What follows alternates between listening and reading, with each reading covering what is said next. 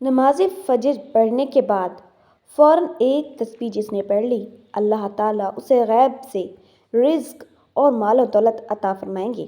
محترم ناظرین، آج آپ کی خدمت میں صبح نماز فجر کے بعد ایک تسبیح پڑھ کر اپنے اوپر دم کرنے کا عمل لے کر حاضر ہوئی ہوں۔ اگر آپ یہ عمل کر لیتے ہیں پھر سارا دن پیسوں میں کھیلیں گے۔ نماز فجر کی بے حد فضیلت ہے اور فجر کی نماز کی بہت ہی زیادہ برکات ہیں۔ نماز فجر ادا کرنے والے کے دن کے تمام کام آسان ہو جاتے ہیں۔ اس پر پورا دن اللہ تعالیٰ کی رحمتیں نازل ہوتی ہیں، اس کو ہر کام میں کامیابی نصیب ہوتی ہے۔ نماز فجر رزق میں برکت کے حوالے سے بھی بہت اہمیت کی حامل ہے۔ علامہ عبدالرؤف مناوی رحمۃ اللہ علیہ فرماتے ہیں، پانچوں نمازوں میں سب سے افضل نماز عصر ہے، پھر نماز فجر، پھر عشاء، پھر مغرب اور پھر ظہر، اور پانچویں نماز کی جماعت میں افضل جماعت نماز جمعہ کی جماعت ہے، اور فجر کی پھر عشاء کی۔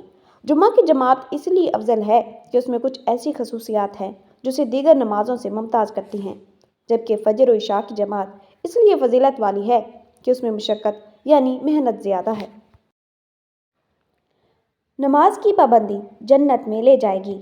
اللہ کریم کے آخری نبی صلی اللہ علیہ وآلہ وسلم نے فرمایا، اللہ پاک ارشاد فرماتا ہے کہ میں نے تمہاری امت پر دن رات میں 5 نمازیں فرض کی ہیں، اور میں نے یہ عہد کیا ہے کہ جو ان نمازوں کی ان کے وقت کے ساتھ پابندی کرے گا میں اس کو جنت میں داخل فرماؤں گا۔ سبحان اللہ۔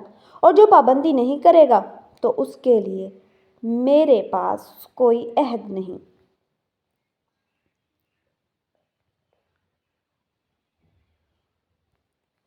فجر کی نماز کے فضائل۔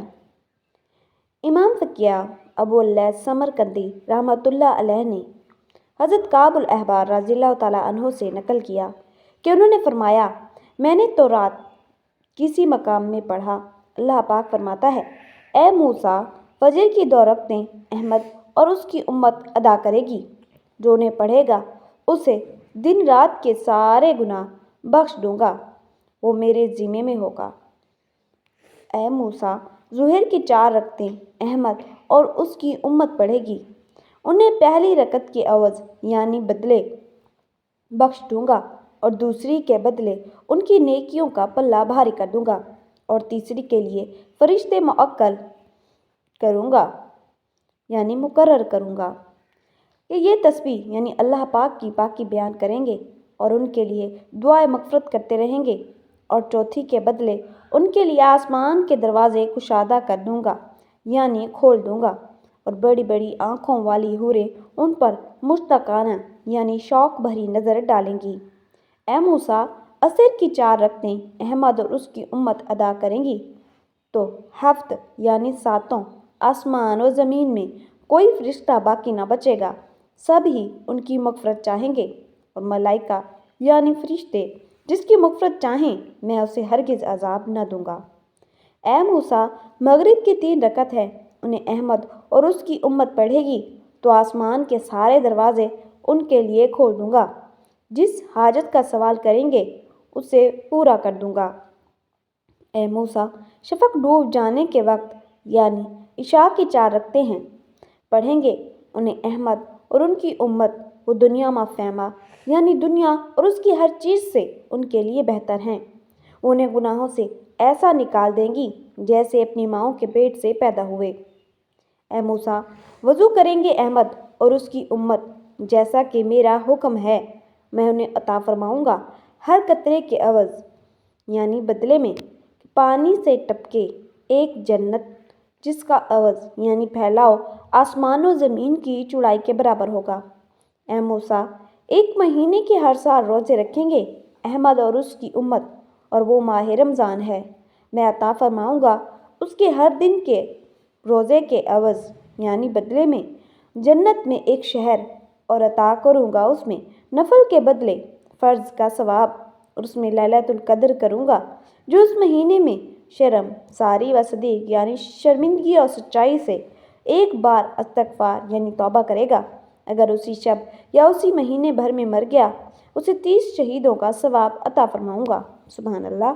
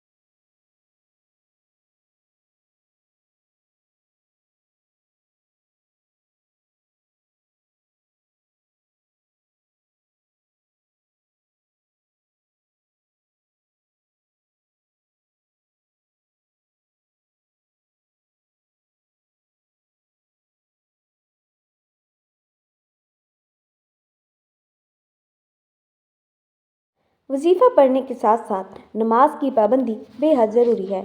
ایک مرتبہ درود ابراہیمی پڑھنا آتا ہو تو درود ابراہیمی پڑھ لیں یا صلی اللہ علیہ وسلم پڑھ لیں یا صلی اللہ علیہ محمد پڑھ لیں جو آپ کو درود پڑھنا ہو، یا آپ لوگ چاہیں تو درود خضر پڑھ لیں۔ درود خضر میرے بھائیوں میری بہنوں بہت ہی پاورفل درود ہے۔